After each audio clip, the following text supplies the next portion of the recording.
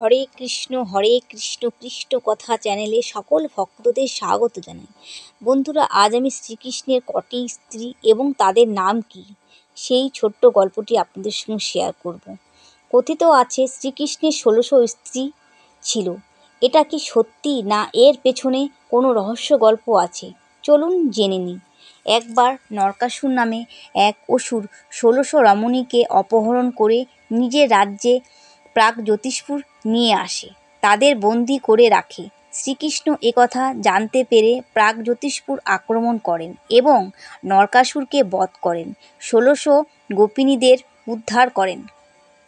এই অভিযানে শ্রীকৃষ্ণের সঙ্গী ছিলেন তার এক স্ত্রী দেবী সত্যভামা।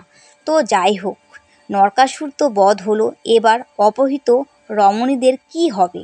তাদেরকে তাদের বাড়ির লোক আর গ্রহণ করতে চাইবে না, সমাজে আর তাদেরকে কেউ ভালো চোখে দেখবে না। তাহলে তাদের কি হবে? তখন শ্রীকৃষ্ণ তাদেরকে নিজের পত্নী হিসাবে মান্যতা দেন, সামাজিক কলঙ্ক থেকে মুক্ত করেন। তাই আমরা বলি শ্রীকৃষ্ণের ১৬০০ পত্নী। কিন্তু সত্য এই যে শ্রীকৃষ্ণের ৩ পত্নী, তাদের নাম হলো রুক্মিণী, সত্যভামা, জাম্ববতী। বন্ধুরা, আজ আমরা জেনে নিলাম যে শ্রীকৃষ্ণের ১৬০০ গোপিনীর রহস্য কী।